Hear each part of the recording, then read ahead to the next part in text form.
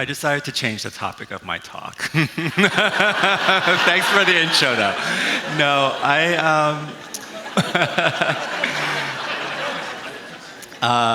I'm here to actually talk about my mom because Sunday is Mother's Day. And so this is a picture of me and my mom. It was taken last summer where I work, which is at the University of Maryland. And I'm the one on the left. Don't confuse me with the figure in the middle. That's our school mascot. And that's my mom on the right. And so you could see that my mom is not a large woman, but she really worked hard. She probably worked twice as hard as someone twice her size.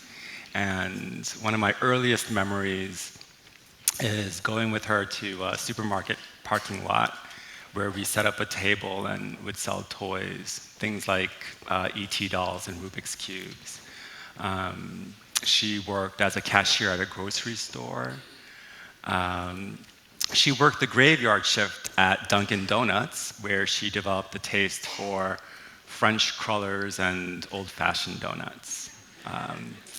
For a while, she worked the deep fryers at a fish store, which our family would later come to own. And after selling that store, she worked in a laundromat and cleaned other people's homes.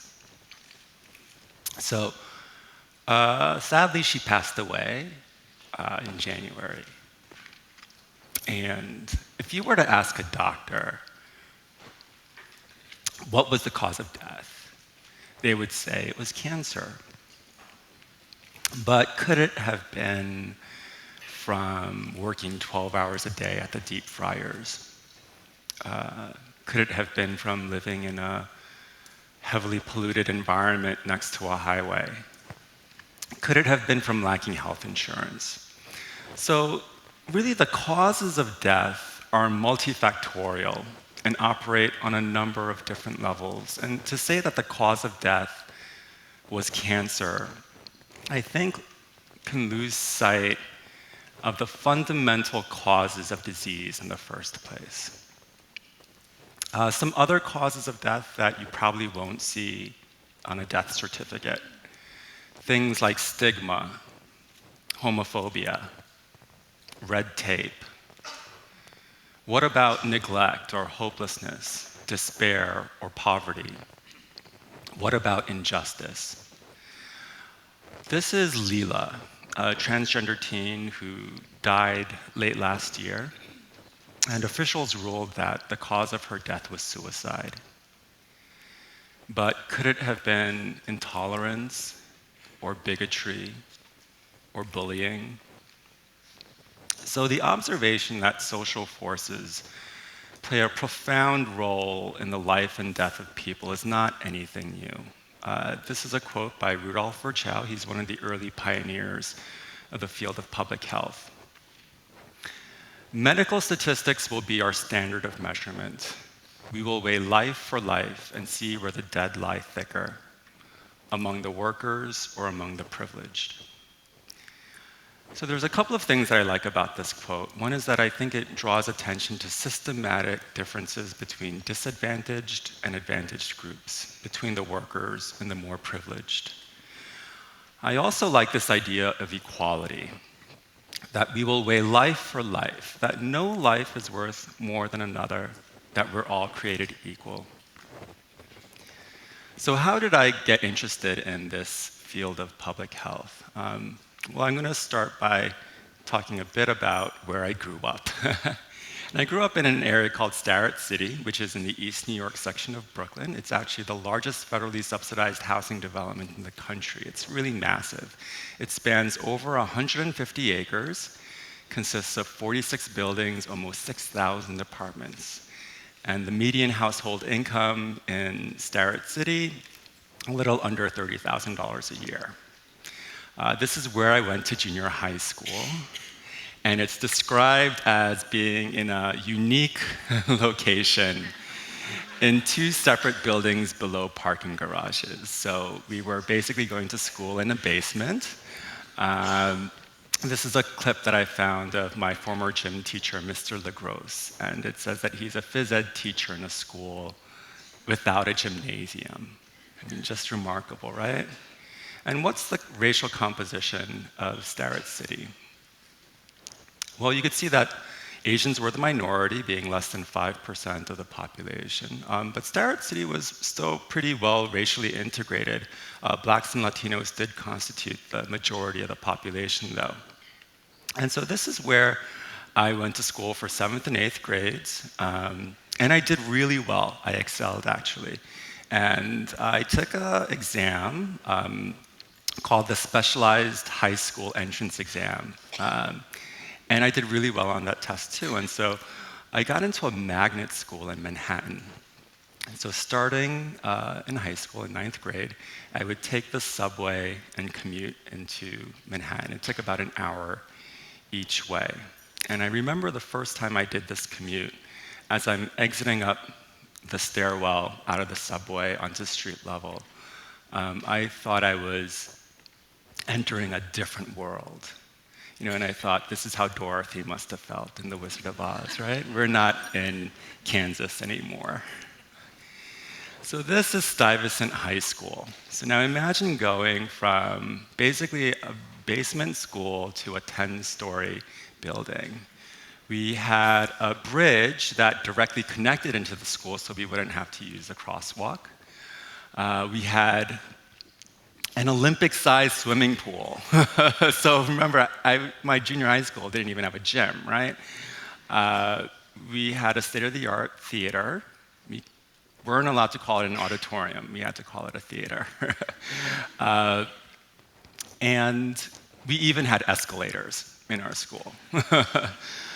And all of this was situated in Lower Manhattan, specifically in the Tribeca neighborhood of New York City, which, by the way, is considered to be the safest neighborhood in New York. And as you can imagine, the racial composition of Tribeca is very different from Starrett City. Here, blacks were just 5% of the population, and the vast majority, more than 80% of the population, is white. And what was the median household income?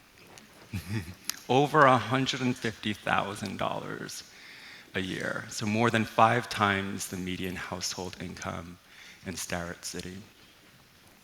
So what I learned from a very early age is that there's many different worlds in the world, and people experience very different realities depending on which of these worlds they live in. Some have access to resources and opportunities, and others face barriers and obstacles. And certainly, these different environments shape the broad contours of people's life trajectories. One thing that was hard not to notice was that the neighborhoods that people lived in was very highly correlated with race. And this is actually the case for most metropolitan areas in the US. This is a map of, come on, Grand Rapids, right? This is a map of Grand Rapids. And red dots represent whites, and blue dots represent blacks on this map. So you can see that there's a stark contrast between where blacks live and where whites live in Grand Rapids. And there's actually a way we can quantify this level of racial residential segregation, and that's using what's called the dissimilarity index. And in Grand Rapids, the dissimilarity index is 64%. So this means that 64% of blacks would have to move to a different neighborhood in order to be distributed evenly with whites. And of course, the neighborhoods that you live in is also associated with things like poverty. So blacks live in neighborhoods that are on average more than twice as poor as the neighborhoods that whites live in. So where you live is closely associated not only with your income, but also your race. And it's also very closely associated with your health. So some neighborhoods are what we call health promoting and others are health damaging. And there's a number of different reasons for this. One example is exposure to environmental toxins, things like pollutants and chemicals. But there's also differences in exposure to what we call social toxins.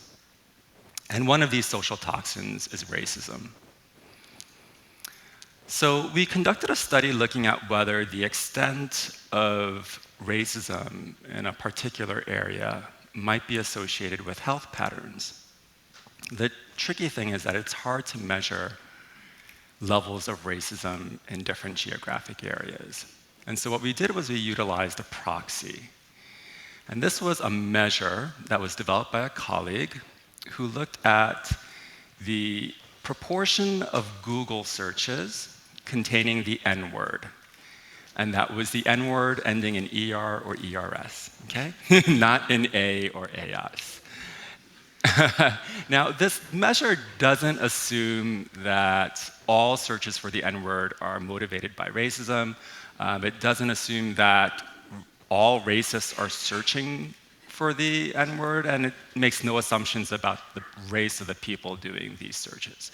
The thing with big data like this is when you aggregate millions and millions and millions of searches across several years, you still get a pretty good signal of the relative level of racism in a geographic area compared to another, despite sources of noise. And so this is a map of the distribution of Google searches containing the N-word. Areas in red and orange indicate greater proportions. And what we found was that for each unit increase in the level of area racism as indexed by this Google measure was associated with an 8.2% increase in the Black mortality rate.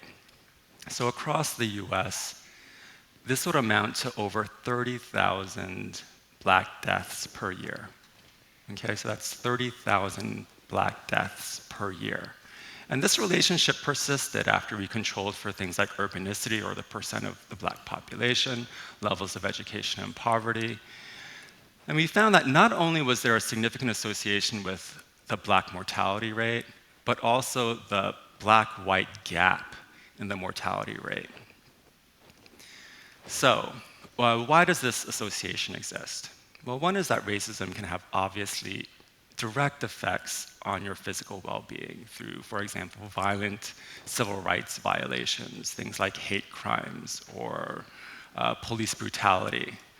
You know, these are obvious, violent, overt ways through which racism can impact people's physical health. But I would argue that the effects of racism are actually more covert. Racism is like any other environmental pollutant. It's ambient. It's a social toxin that gets under the skin, whether we're aware of it, or not, whether we see it or not. And the effects of racism accumulate over time and ultimately damage our bodies. So one thing that I've looked at in my work is telomeres. And we specifically looked at how racism might impact our biology by looking at this marker. So telomeres are these repetitive sequences of DNA that cap the ends of our chromosomes. And they're shown here in this picture in yellow. And they're really important in terms of supporting chromosomal stability and the life and death of the cell. Telomeres generally shorten over time, and critically short telomeres have been associated with a number of diseases of aging, including mortality. Telomeres have been compared to the kind of like the plastic caps at the ends of shoelaces, which fray over time.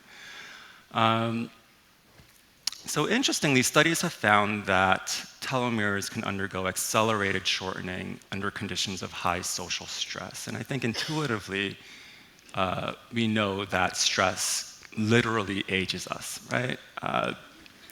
Just look at our president, right? At the end of 4 years, you could see that the presidency has really aged him.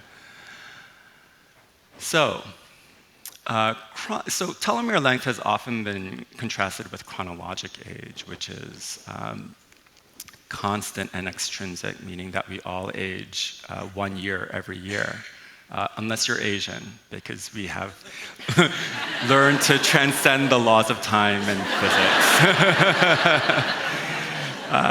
Telomere length, in contrast, has been posited to be an indicator of biologic or cellular age, which is variable and changing. So here we're seeing this dichotomy again between something that's constant and something that's variable and changing.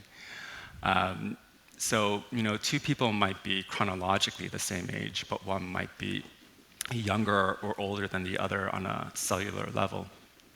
And so what did we find? We conducted a study looking specifically at African American men. And we found that those reporting high levels of racial discrimination had the shortest telomeres, but only among those who had internalized an anti-Black bias.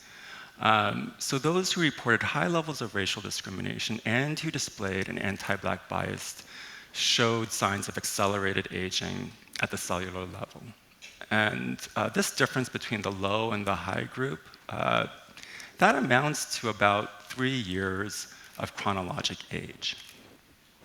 So I think this points to how it's the combination of different dimensions of racism, both being the victims of externally perpetrated racism, racial discrimination, in tandem with internalizing negative perceptions of one's racial group, that these things together operate jointly to impact our health. So in closing, I want to leave you with a couple of thoughts. One is that Black Lives Matter. It's not just a slogan. And I think we really have yet to fully recognize this, and we need to start to weigh life for life. The second thing I want to leave you with is a quote. So this was written in a note by Leela, the transgender teen that I had mentioned at the beginning of my talk. So sometimes change is not enough. We need to fix some things if we're ever going to really address the fundamental causes of death. Thank you.